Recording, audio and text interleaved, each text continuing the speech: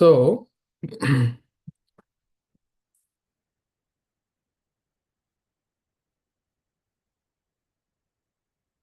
yeah.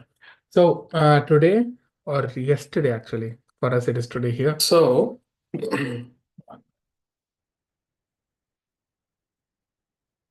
yeah.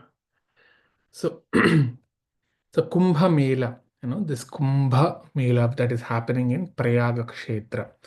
Prayaga itself, it means that it is a confluence of two rivers.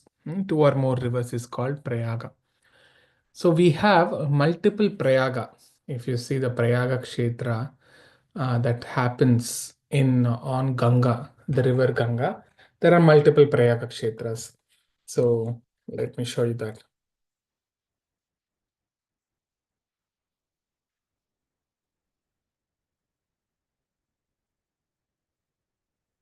In Uttarakhand, there are multiple Prayags. Okay. So let me just quickly show you here. This one. Okay. So we have the main Ganga river. Hmm. But before, so you see the Deva Prayag. So Ganga river basically starts from there. Okay. And there are Pancha Prayag. There are five Prayags that are there in uh, Uttarakhand. Okay, Uttaranchal or Uttarakhand. So the main river is called Alakananda, okay, which starts beyond Badrinath. One starts from Badrinath, that's Alakananda. So, and on the banks of the Alakananda only, the Badrinath Kshetra is there. Okay, today I will show, we can go through all that, very auspicious um, places. Okay.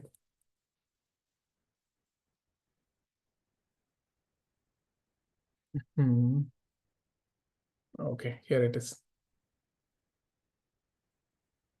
So this is a Badrika Ashrama, or we say Badrinath, the temple that you see here. This one is Badrinath. Okay. And here the Lord is in the yoga posture, okay, as if he's performing some yoga like that. The Lord is sitting there. And you see right outside the temple, you have this river. This river is Alakananda. Okay. And just on the banks here, you will see this particular place right next to the bridge. There is bathing ghat. Here, the hot water springs are there in this place. So as you see the Lord's arrangement, even in such a coldest place, it's very cold.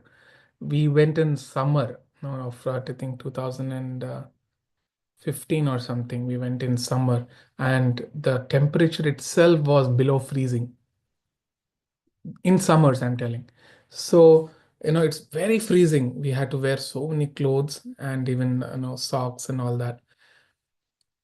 In spite of such cold, there are hot springs right next to the temple. So people, devotees generally they take bath there and then they go to take darshan of Badrinath. Similarly, such hot water springs are also found in other kshetras, in other um, uh, dhams. In Yamunotri also you will find. Right next to the temple of Yamuna Devi, there are hot water springs. Very, very nice. And you have to trek it. There is no road to Yamunotri. You know? And Kedarnath and Gangotri, there are other places. Okay. So from Badrinath, the Salakananda starts. And at Vishnu Prayag, there is a one river which joins, and that's called Dhauli Ganga. Okay. So Vishnu Prayag, I'll show you just having darshans of these places is very, very auspicious. Okay. This is that place. That is Deva Prayag, Vishnu Prayag. This is Vishnu Prayag, correct. This is a Vishnu Prayag. From this side of part is basically Alakananda, and from the top, which is coming, is Dhauli Ganga. They both confluence here, and then the Prayaga. Prayaga is basically the confluence of two rivers is formed. So why I'm showing you all this is uh, one way to visit these places is by physically going there. Okay. The other way is even in your remembrance, if you are able to remember the Vishnu Prayag or Badrinath, it is as equivalent as going to that place. So there is an Alvar, his name is Kulashekara Alvar. Prabhupada has written, a commentaries on his, various compositions. And he also comes, to be one of the primary devotees, Alvars in the Sri Sampradaya. Kulashekara. King Kulashekara, I'll explain the story later, but he's the expansion of the Vaijayanti Mala of Lord Vishnu. So he's born there in the present day Kerala. Okay. And he was a king. He was born as a king, and he was a great devotee of Lord Rama.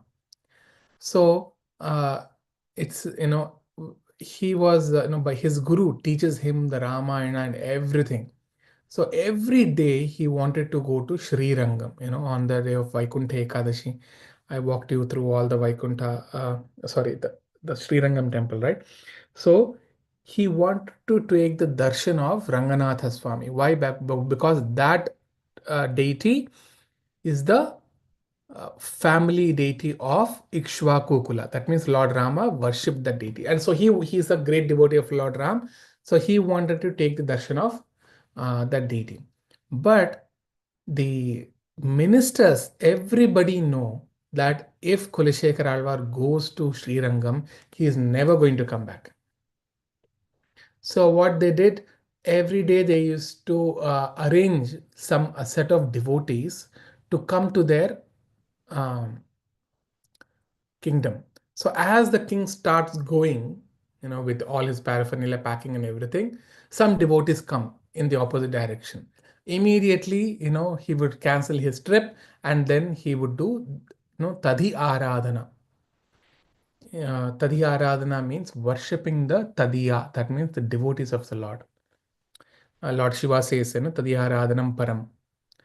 So uh, for that he has to cancel his trip, and then he prepares various preparations, and then he serves the devotees. He said, okay, but may not be today, tomorrow I will go.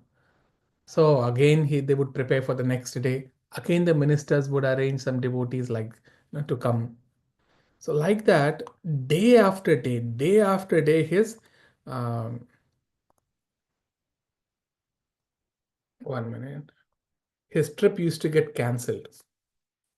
Okay, 1 minute.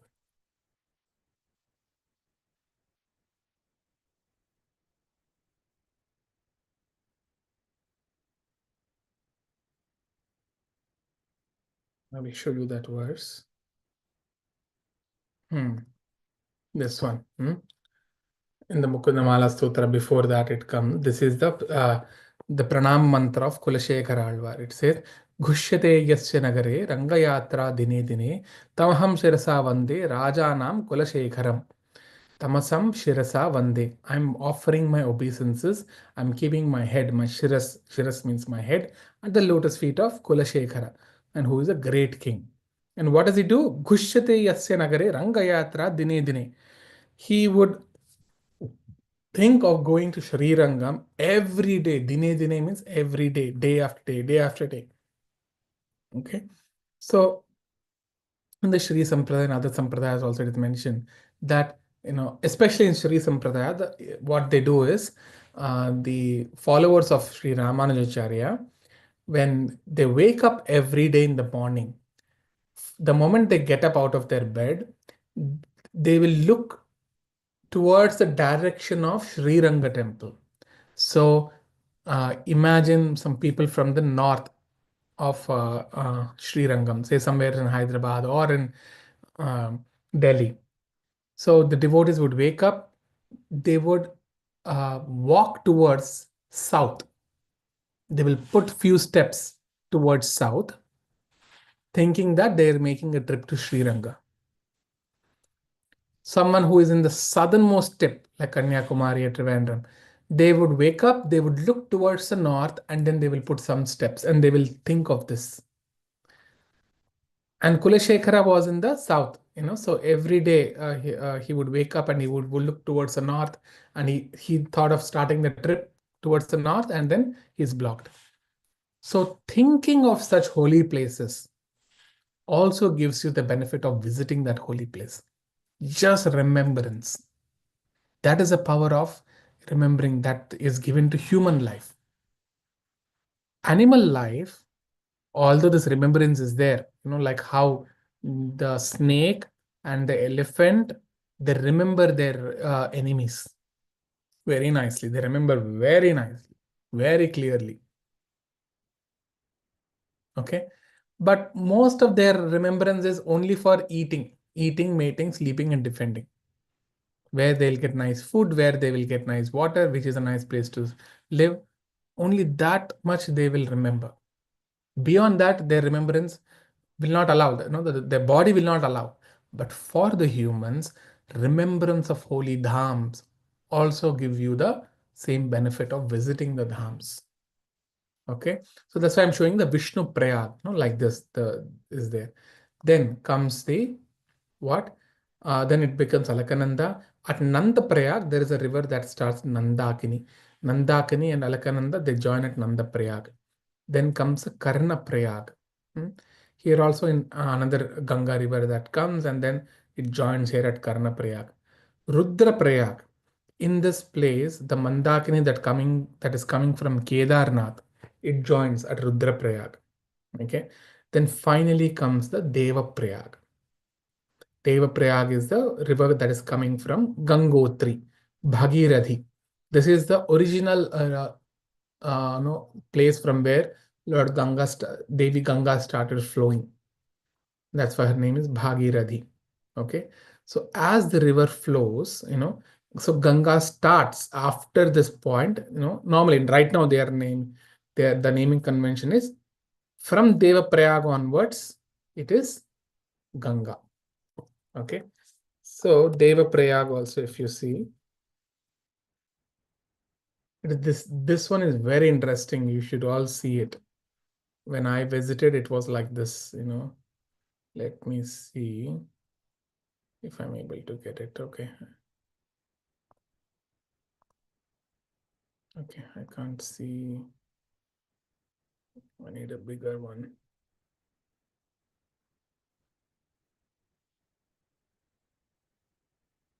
Okay. So if you see this Deva Prayag photo, later on I'll show you in detail. The clear waters is coming from Bhagirathi, that is from Gangotri. And this muddy waters is the Alakananda river. And they both join at Deva Prayag. Okay. The confluence of rivers is called Sangam. Sangam means confluence of rivers or Prayaga. Okay. These kshetras, these Sangams are very, very auspicious.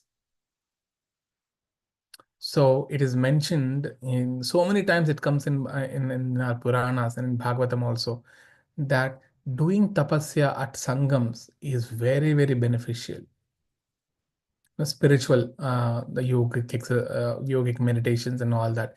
It gives you the multifold merits. So like that, as Ganga flows, let's see if I get it. Okay. This is a little bit clearer. If you see,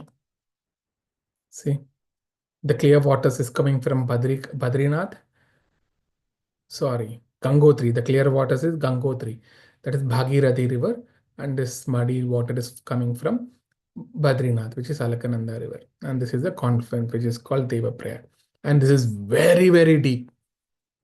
It is mountain deep here. It is not shallow at all. It is mountain deep in this place. So anyway, so now we know that like this is going on, and as the river passes, okay, even before Deva Prayag, there are so many rivers that no they that join these tributaries like Mandakini, Nanda, Dhauli Ganga, and other Bhagirathi. There are so many rivers, and in all those sangams or near to that sangams, there are there are different Shakti Pithas, there are different, uh, temples of Shiva, Jyotirlingas. We know only Dwadasha, 12 Jyotirlingas. Apart from that, there are 64. And beyond that, there is 128. So as per the Shankara Mata, they say, no, in that 128, even the Makkah Masjid comes in that 128. The basically the temple, the mosque of Makkah is basically was a Shiva temple.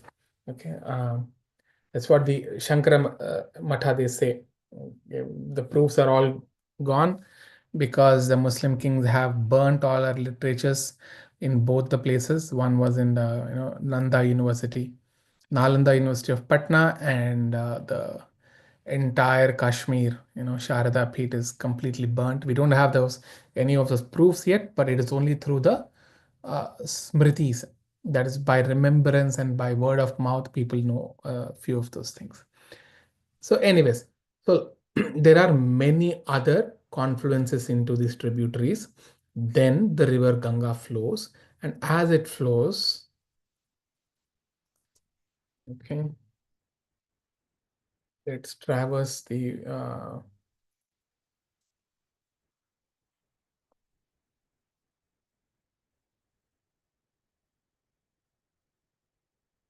okay. So it flows, right? So Ganga flows from, say, here it is, Rishikesh, where is Devaprayag, somewhere it comes here, yeah, Tehri Dam. Okay, how do I search? Okay, I'll just use this one. Oh, okay.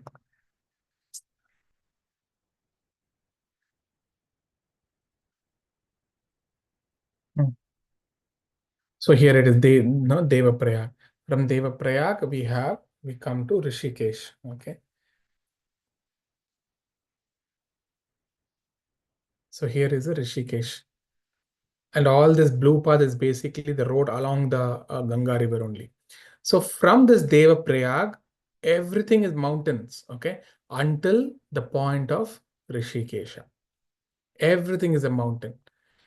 Then from Rishikesh, it falls onto the bare flat land, and that is where the Haridwar starts. Haridwar, Hari ka Dwar. Dwar means basically the gate of Hari, because these Himalayan mountains where Badrika Ashrama is there, and all the great sages are, if you see all our Puranas, everything was spoken even in Badrinath. Okay, even this Mahabharata and the Srimad Bhagavatam was initially spoken here in Badrika Ashrama.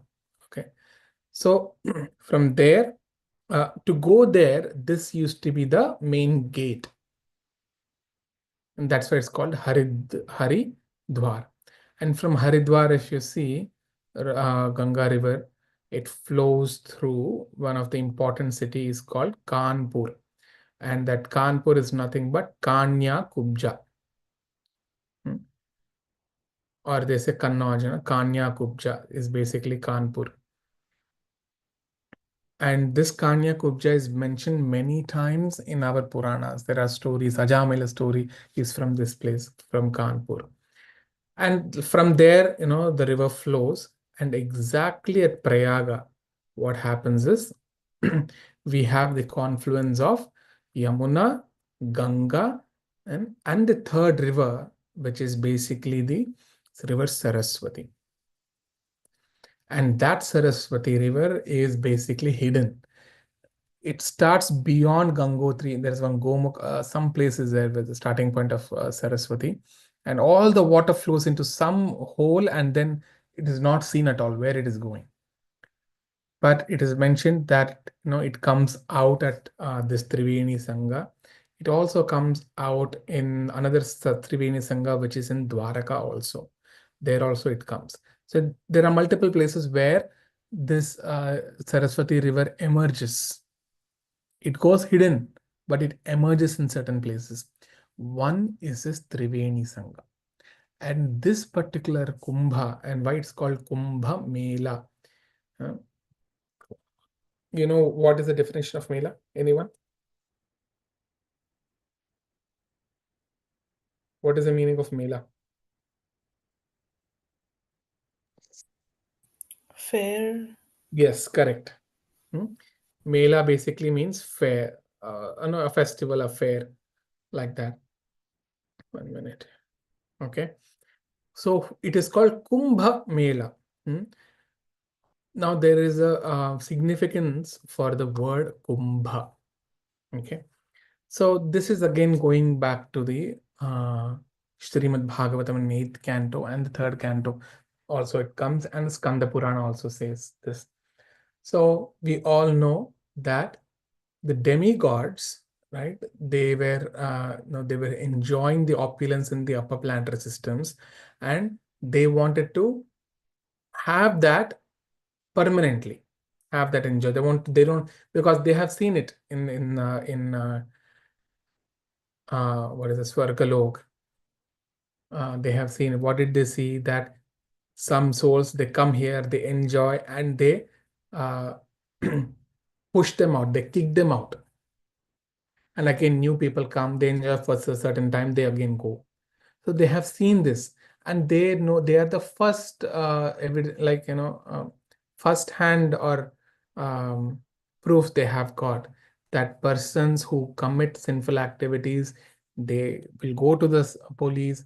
Persons who commit pious activities, they come to Swargalok. They know it. Okay. And no, we were all there also. We were also given that. Before even this human body, there was a time when we were also in the bodies of demigods, but we all misutilized it, and that's why we are there now, got this human body. So, anyways, so when they were in the Swargalok, they wanted to enjoy the opulence permanently. They all went to Brahma. Brahma said, not possible, because I myself will die. But we can extend your duration of your enjoyment. Okay. At least your enjoyment, because they also have this Janma, Mrityu, Jara, Vyadhi. Okay. As Krishna says, Abrahma Bhuvana Loka, starting from the Brahma down to the lowest planet and the insignificant bacteria, everybody is born and everybody dies at the end. Abrahma Bhuvana Loka. I will show you that verse.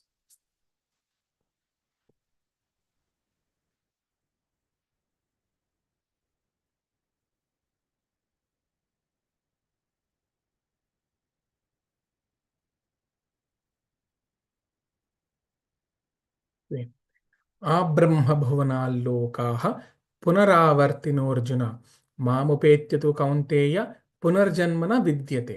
See, from the highest planet in the material world down to the lowest, all are places of misery, wherein repeated birth and death take place. But one who attains my abode, that is Vaikuntha, that person never takes birth again. Okay. So the point is, from the Brahmaloka to the lowest, every point is a place of misery.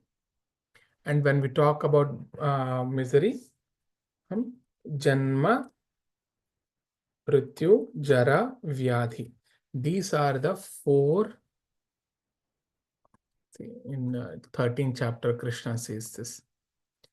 We all say problems, no? So here is a Janma, Mrityu, Jara, Vyadhi, Dukkha, Doshanu, Darshanam. Okay. See, Janma, Mrityu, Jara, Vyadhi, Dukkha, Doshanu, Darshanam. That means starting from Brahma to the lowest, everyone has to go through. Birth, all the demigods have taken. Mrityu, they also have to go through. Jara, old age, they also have it. Vyadhi, disease, they also get it. So they do not want the disturbance from Jara and Vyadhi, and they want to extend their life. Okay. So for that, again, they go to Brahma, and Brahma asks Vishnu, and Vishnu says that you churn the milk ocean. So we have a planet which is filled of milk ocean. Okay. It's called Kshira Sagara planet. Okay. And on that planet, where we have a Vishnu, his name is Kshirodakashayi Vishnu. When we all say Brahma, Vishnu, Shiva, that Vishnu is basically Kshirodakashayi Vishnu. Okay, he is the maintainer basically. Brahma is a secondary creator. Kshirodakashayi Vishnu is the maintainer, and destruction is basically given to Lord Shiva. So Kshirodakashayi Vishnu responds that you perform the such and such churning, take the Manthara mountain, and he takes the Kurma avatar, and then he holds the Manthara mountain on his back, and then they use Vasuki. Vasuki is another snake. Okay, um, they say sometimes consort of Anantasesha. Okay, so they take Vasuki from Vaikuntha again. Vaikuntha means there are two Vaikunthas. One Vaikuntha is above this material platform, that is spiritual world. And we have another Vaikuntha within this material world, which is Kshirodakshaya Vishnu. So from there, that planet, again, because it's on the same planet, Vasuki comes there, and then both the demons and the demigods, they do the churning. And out of that churning, so many things come out. Lakshmi Devi also comes out. Okay. Then Uchcheshrava, that is a horse, comes out.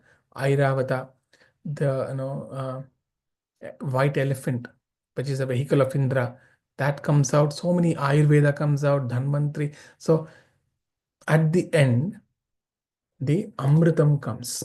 Amritam means nectar. Okay. So that Amritam basically, okay. Okay, the second part I'll explain later, or at least for the first part I will mention. So that Amritam again, the Devatas wanted to take.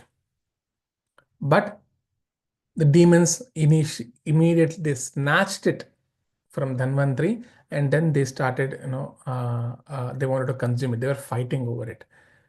Then again, all the demigods, they take shelter of Lord Vishnu. Hmm? And Lord Vishnu says, don't worry, I'll take it. And then that's when he manifests his Mohini avatar. And that Mohini avatar is the most beautiful creation. It basically, agitated the hearts of everyone. So much so that, Brahma himself thought, oh, such a beautiful girl. I was never able to create such a beautiful girl. So he created specifically such a beautiful girl, as equivalent as Mohini Avatara, but never was able to reach to that standard. That was none other than Ahilya. It will come in Ramayana, and how she was married to Gautama Muni. That's a separate another one. Anyways, so Mohini Avatar was manifested, and then the moment she went towards the demons, all of their minds and hearts were agitated, and they started drooling. Okay. Immediately, she said that that I don't worry. Why are you fighting? I will distribute this equally. Immediately, they gave it. She made one side for all the demigods to sit, and she made the demons to sit on the other side, Rakshasas. So for Rakshasas, for demigods, she was giving the original Amrita, and for Rakshasas, she was giving a duplicate.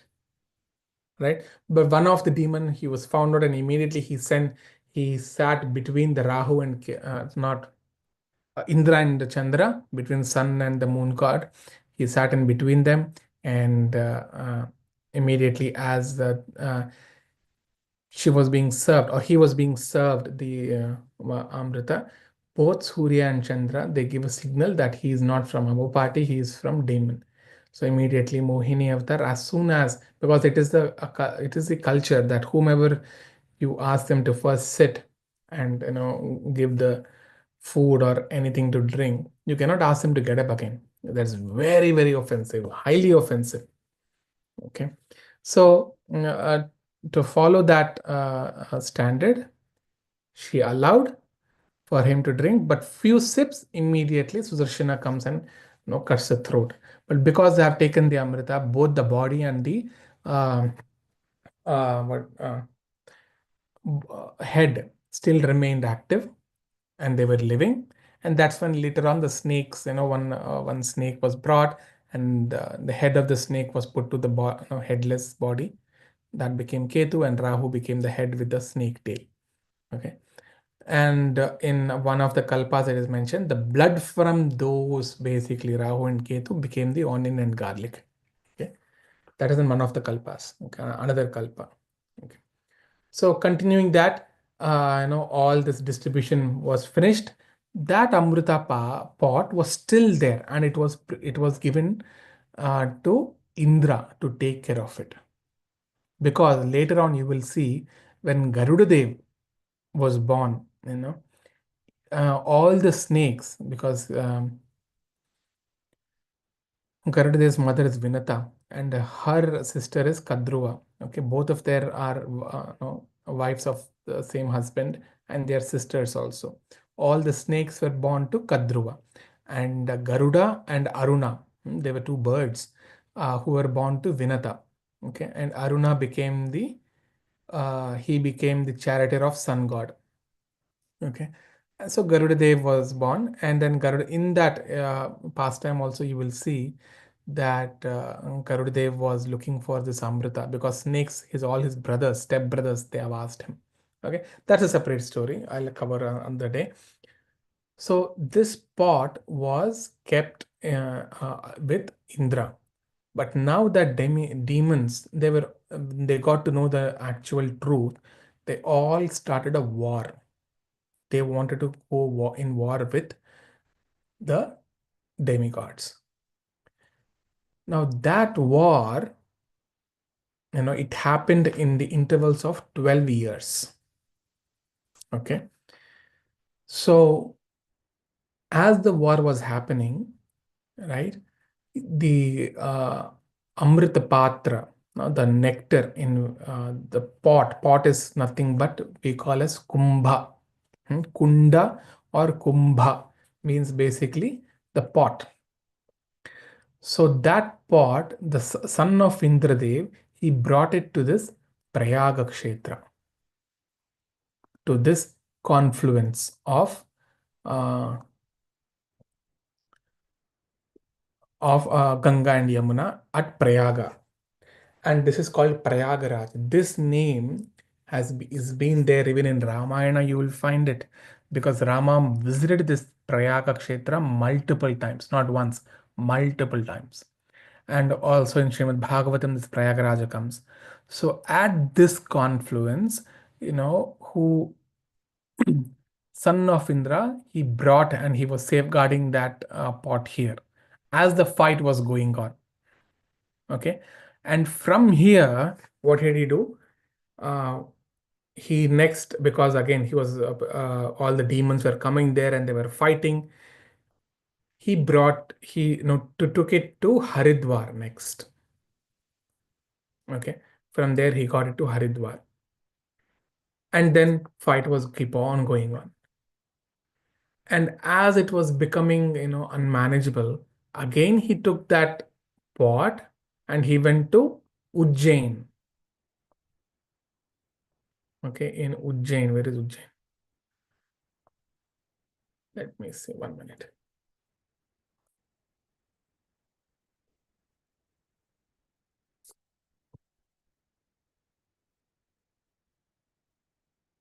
Okay.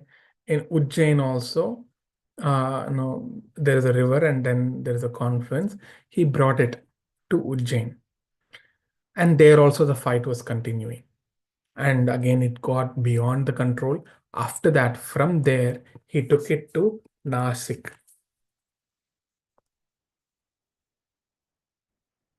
Nashik here. This is where the Godavari river starts, the confluence of Godavari, and some other tributaries are also there. So he brought it to here. Now, 12 days, they were fighting, right? So one day in the Swargaloka is equivalent to 1 year on the Bhuloka. So 6 months, Uttarayana, It also starts right now. The northern the sun traverses in the northern hemisphere of Earth, Uttarayana. That is a waking, that is a daytime for all the demigods. Hmm? Dakshinayana is basically their night time or the early morning time is their Dakshinayana, 6 months. So for uh, one, sorry, how many days they were fighting? 12 days they were fighting in each place.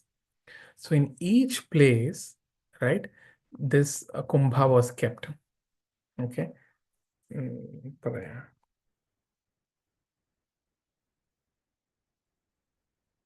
So first it was kept in Prayagraj, that is previously it was called as Allahabad. From there, he went to Haridwar. From there, he went to Ujjain and then Nashik. And then their fight was no was done because all the demons got killed, basically. So the 12 days is very significant. They fought for 12 days, but here it became 12 years. That is why Kumbh Mela, it repeats every 12 years. So this Kumbh Mela not only happens in Prayaga, it happens in Haridwar also, it happens in Ujjain, and it also happens in Nashik. There are four places. Okay. So when that Kumbha was kept, what happened automatically, that Amrit which was there, it spilled over into that Sangam, into the confluence and into the river, and it became, you know, the whole river was purified, and then anybody who drank, they also got a long life, Amrit life.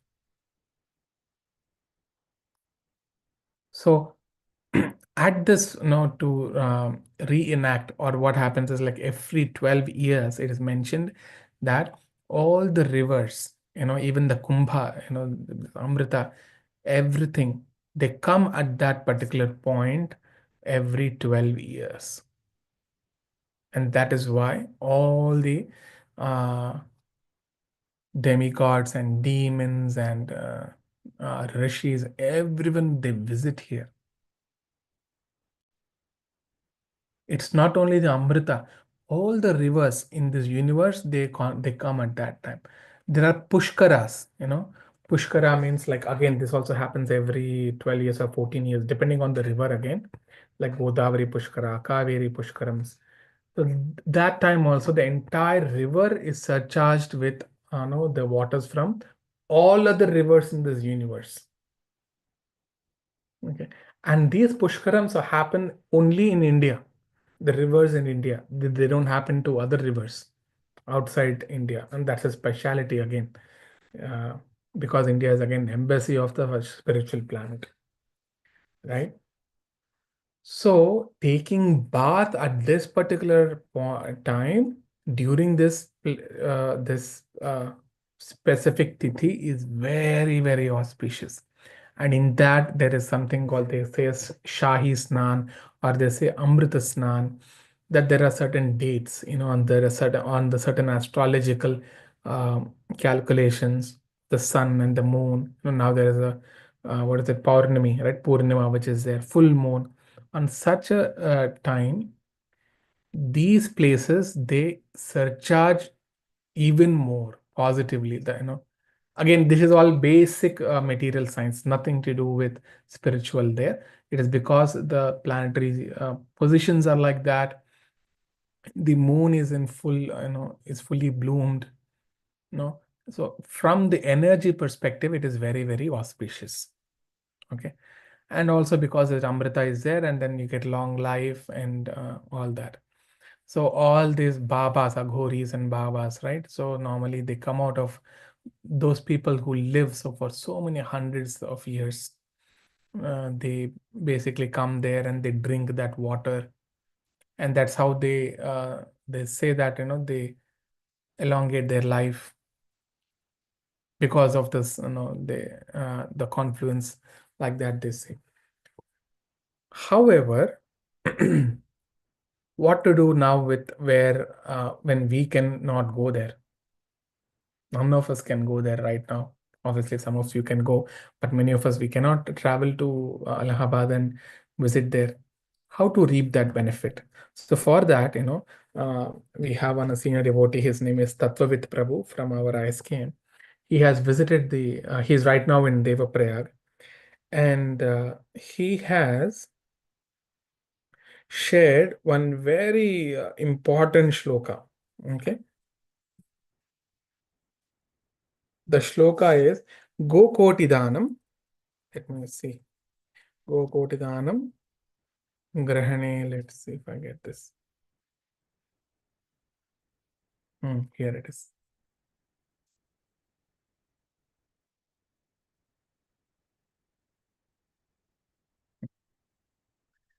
We can recite this verse. All of us, we can recite this verse. Okay.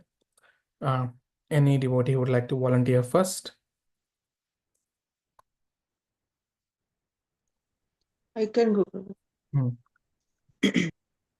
Go Koti Danam Grahane Khagasya गोकोटिदानं ग्रहणे खगस्य Prayaga Gangodaka Kalpavasaha प्रयागगङ्गोदककल्पवासः Yajñāyutam Meru Suvarnadanam यज्ञावतं मेरुसुवर्णधानं Govinda Kirterna Samam Shatam Shaihi.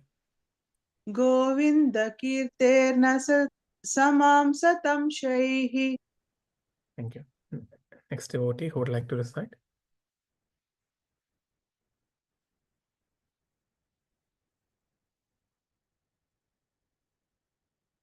Any other devotee? Yeah. I can go, Prabhu.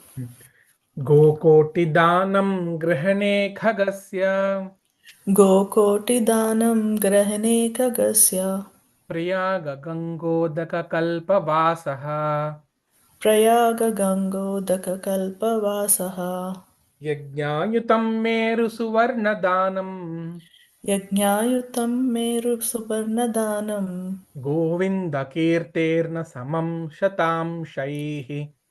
गोविन्दकीर्तेर्न समं शतांशैः. Any other devotee? I can go, Prabhu. Yes.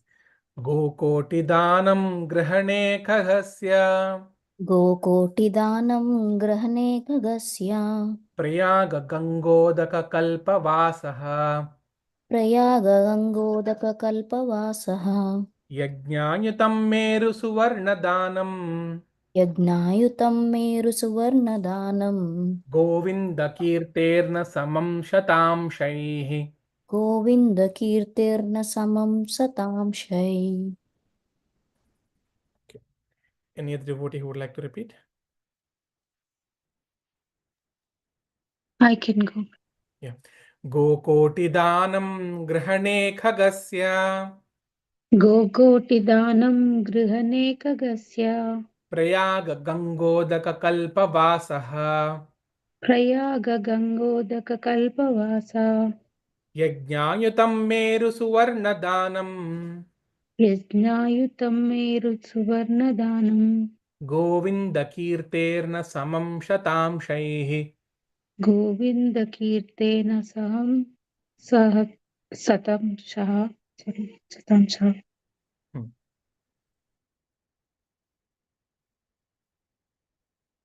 Any other devotee? Yes, Prabhu. Okay. गोकोटिदानं ग्रहणे खगस्य गोकोटिदानं ग्रहणे खगस्य Prayag गङ्गोदककल्पवासः प्रयागगङ्गोदककल्पवासः यज्ञायुतं मेरु सुवर्णदानम् यज्ञायुतं मेरुसुवर्णदानं गोविन्दकीर्तेर्न समं शतांशैः. गोविन्दकीर्तेन समं शतांशैः. Thank you. Any other devotee would like to recite?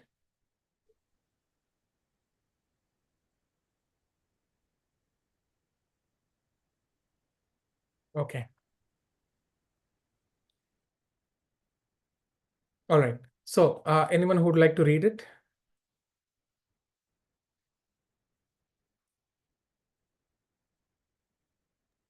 Yes, Prabhu. Yes. Yeah. Please read it.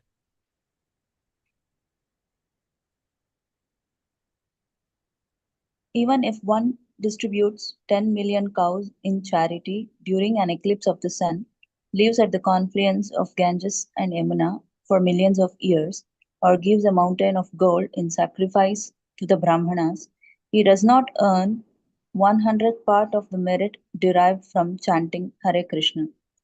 In Okay. other words, one Yeah. who accepts the chanting of Hare Krishna to be some kind of pious activity is completely misled.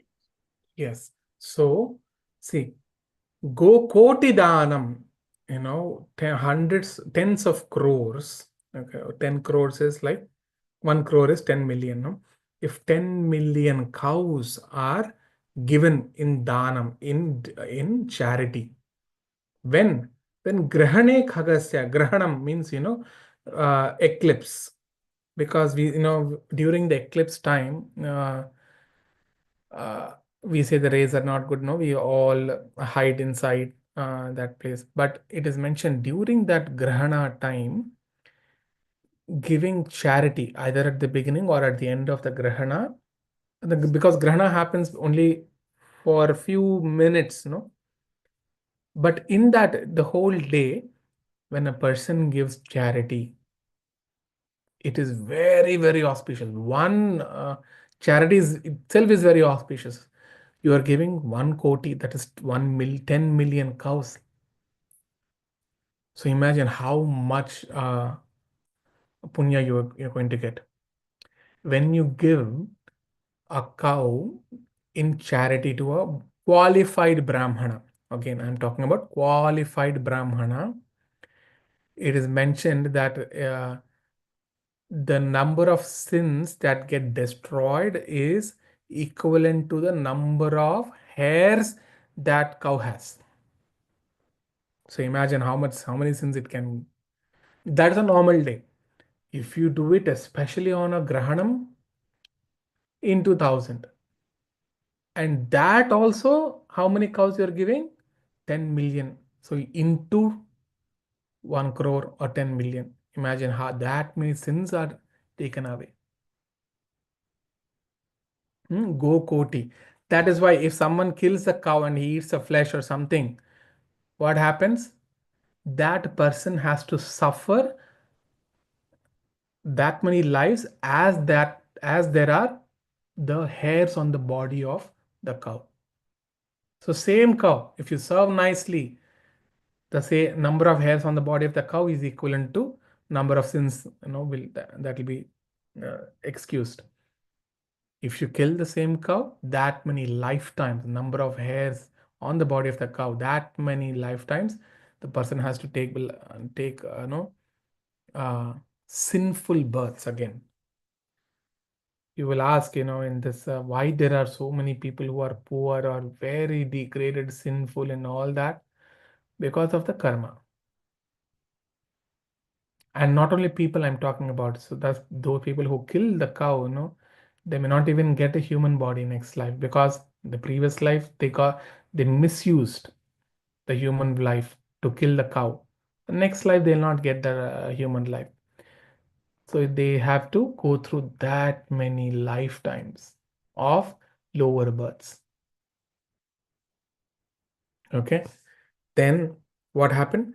Prayaga Gangodaka Kalpavasaha. Okay. Now for this, I need the calculation.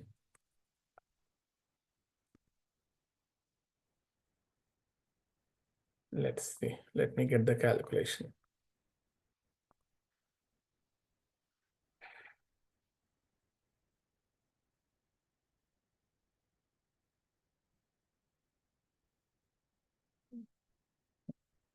Okay. Let's do this. So, how many days in Kali Yuga? How many years are there in Kali Yuga?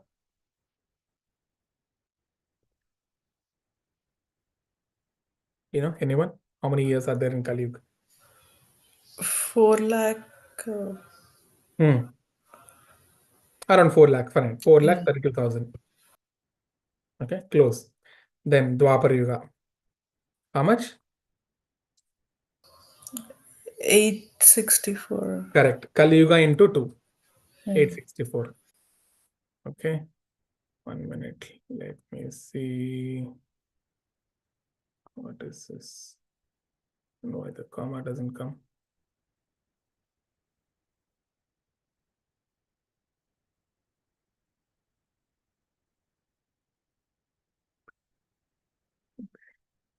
Okay, 864. Okay. Treta. Kali Yuga into 3. That is 1 million basically. Okay. Okay. Sorry. And Satya is Kali Yuga into 4. Okay. So in total, how much we have? All this, if you add, basically it is 10 times of this. See, 10 times of Kali Yuga is basically this total.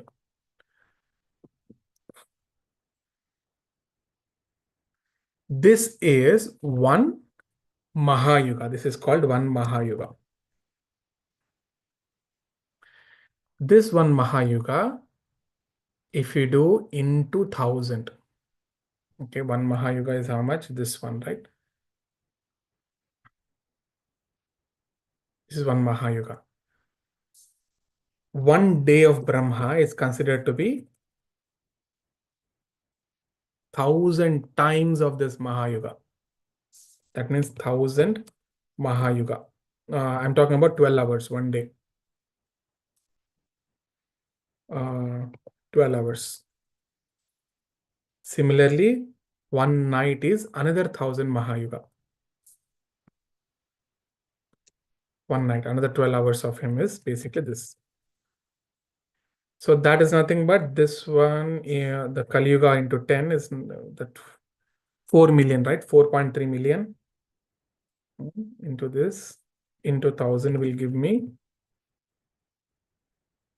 same point here. Okay, sorry.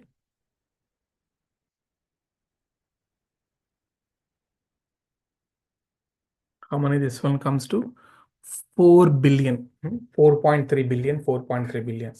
That is nothing but sum of basically these two. Okay. How many? 8.6 billion years is 124 hours of Brahma. Okay. All of you are with me till now? 12 hours, one full day of Brahma is 24 hours, is nothing but 8.6 billion years.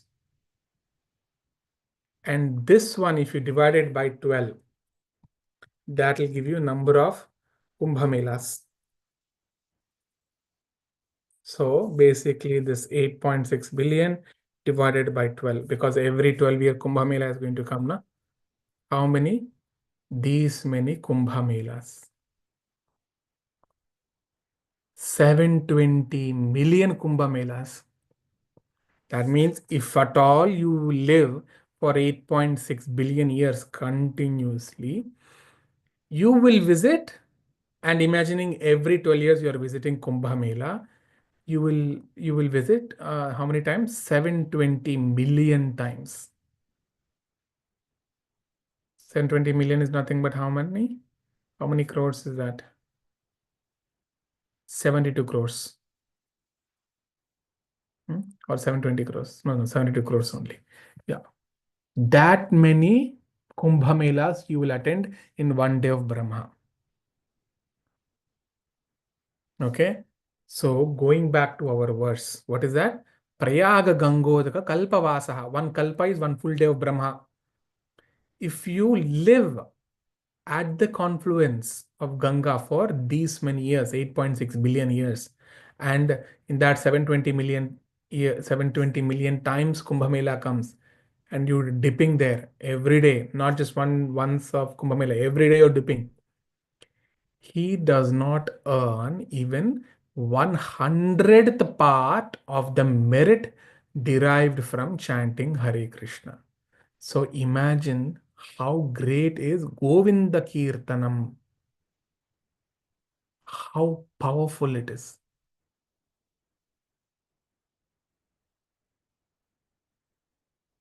So when we all chant Hare Krishna just once, visiting this Kumbh Mela 720 million times is not even 100th part.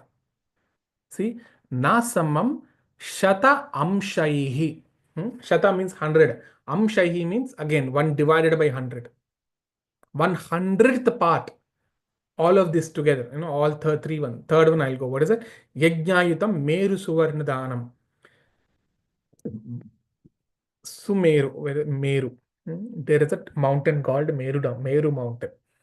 And this mountain is considered to be the biggest mountain in this material universe. In this one Brahmanda, right? I was showing you the other day Brahmanda. No? 1 minute.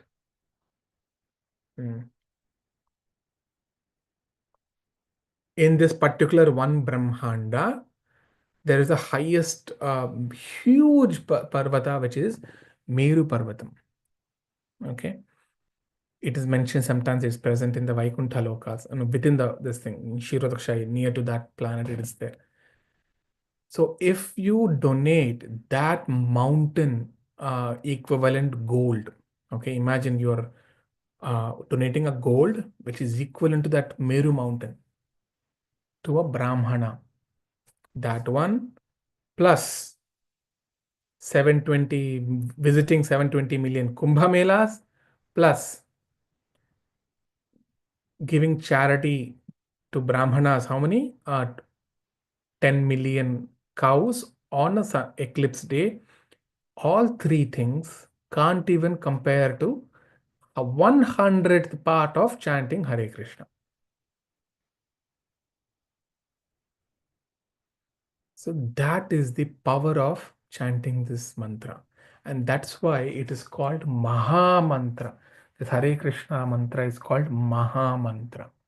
Why? Because in this Kali Yuga, if you wanted to see, every other mantra has rules and regulations. As I mentioned before, Om Namo Bhagavate Vasudevaya, that's one mantra. Who gave it? Narada Muni. To whom? Dhruva Maharaj. And there are rules and regulations to follow, right? How Dhruva Maharaj was following 1 month, 6 months, he completed the tapasya. At the end of 6th month, he got darshan of Lord Vishnu. First month, only eating fruits. Second month, only eating leaves. Third month, standing on single leg and chanting, and doing tapasya. Fourth month, he put fire around him and then chanting. So that aggressive tapasya is required for for one mantra to work. Gayatri mantra, which we say, which we are not supposed to chant outside at all.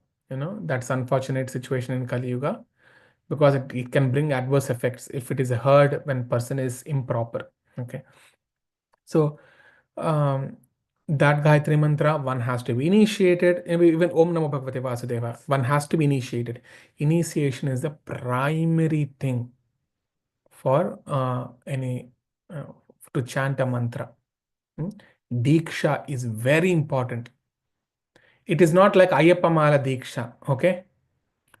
That because once you take a Diksha, it is for life. It is not that for 40 days you do it and then you don't do it afterwards. It is not like that.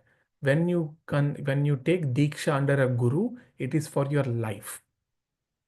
You cannot go back again. Because if you go back again, it's a huge offense. It's a huge, huge offense.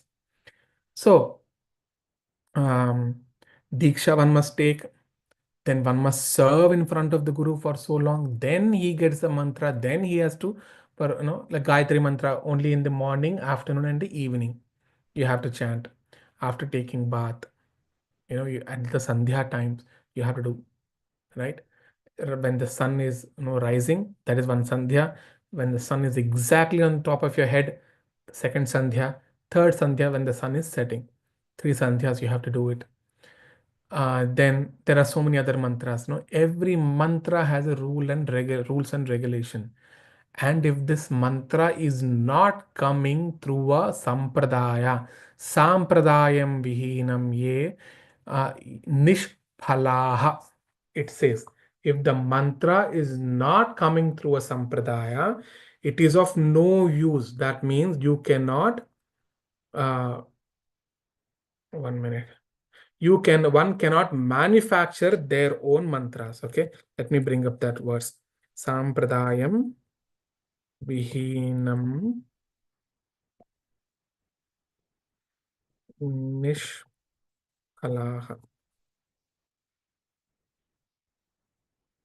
Hold on.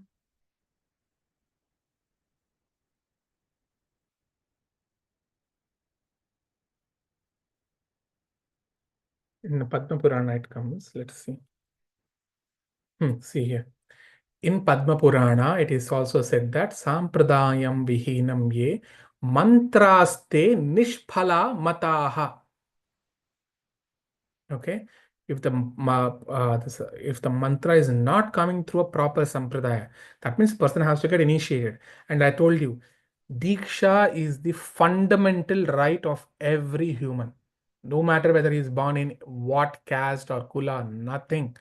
Every person has the right to get initiated.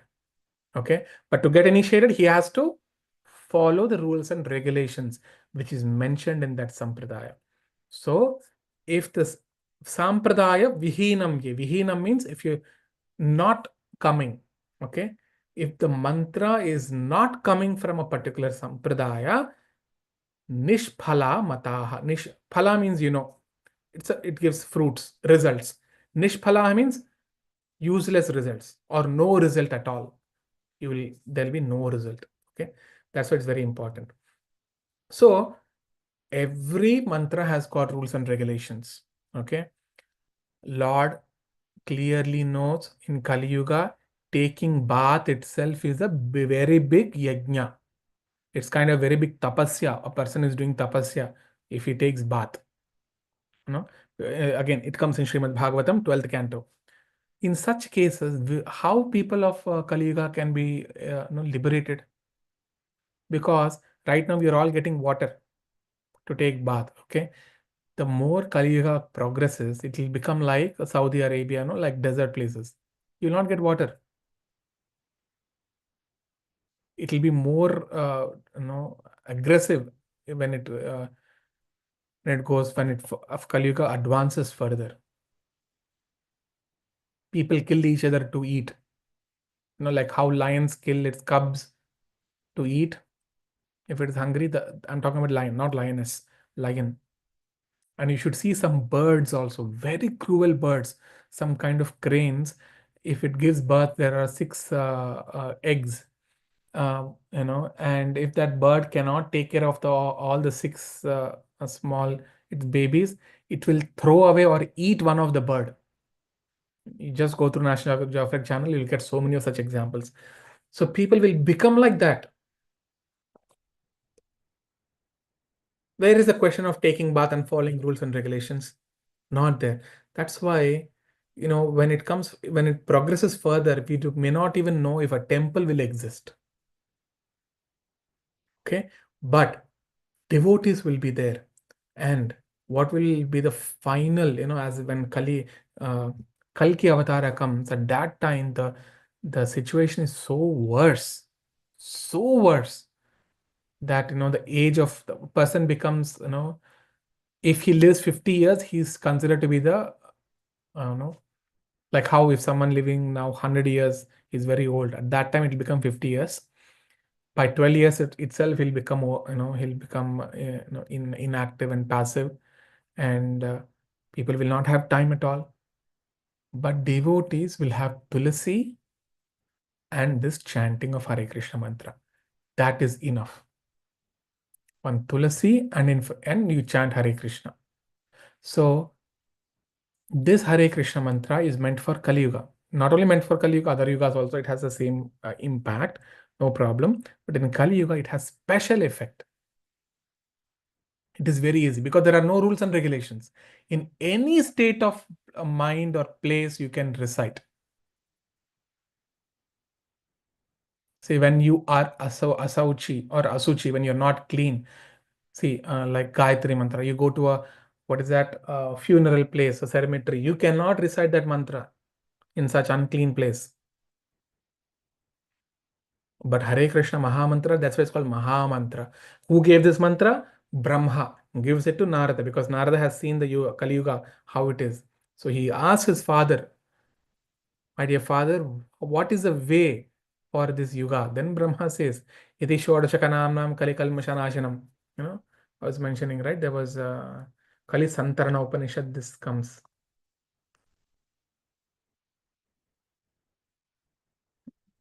Kali Santarana Upanishad. What is that? Iti Shodashakanamnam Kali Kalmashanashanam. Where is the Sarva Shruti Kavo? Oh, yeah, here it is. Sarvashruti Rahasyam. Prishthami Shrunu Bhagavata Hirani. See, iti Shodachakanamnam Kali Kalmashanashanam. And he's saying, Nataha Paratara Upayaha. There is no other way. And that is the Sarva Vedishu Drishyate. That is the essence of all the Vedas. And because chanting the names of the Lord is so high that it cannot be equated to your material profits. And that is why this bhakti, devotion, is called as Bhakti Rasa Amrita. This devotion, right, which we are talking about, which we're all discussing on a daily basis, it is considered to be Amritam. Why? See, anything material, it will die with this body. Okay. But if any Amritam is there, that means it can continue, it can never be destroyed. So this bhakti can never be destroyed. In this life, suppose you reached only 50% of the bhakti, in the next life, you will start from that 50% and you'll go up. Okay. But for material knowledge, if this life you finished all your English, maths, everything, next life again, you have to start from ABCD. Imagining you get a human body, So that's why it's called Amritam. This bhakti is Amritam. And when we say bhakti, there is no business. Oh Lord, you give me this, I will do this. I will give you one small banana, you give me one big house on this much money. That is a business relation. That is not bhakti at all. Okay. That is called what? Vyabhicharikini bhakti. Krishna himself says bhakti should be avyabhicharini. It says in Bhagavad Gita.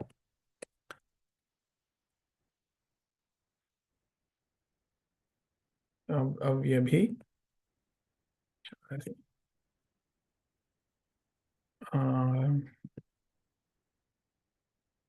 Let's see, there should be one verse. Yeah, here it is.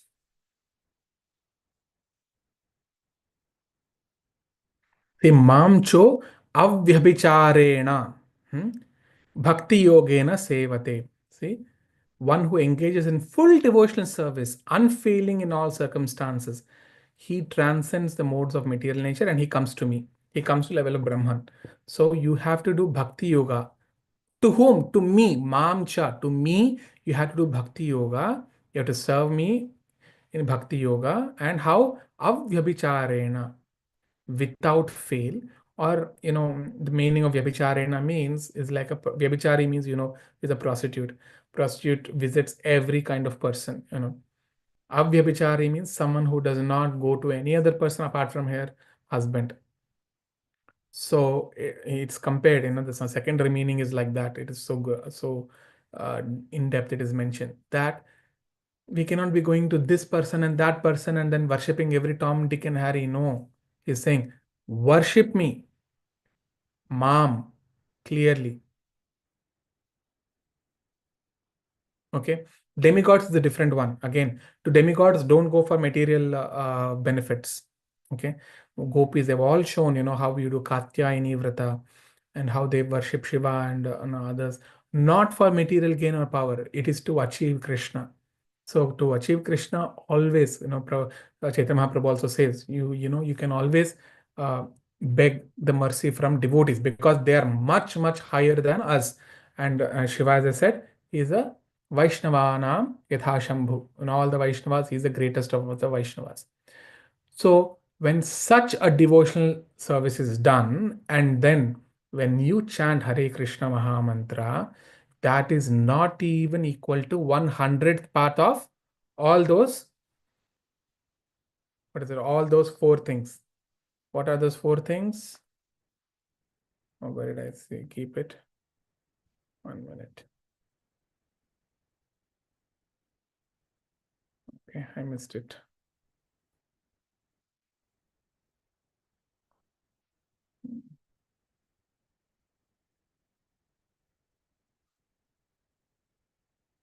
Okay, somewhere it is there.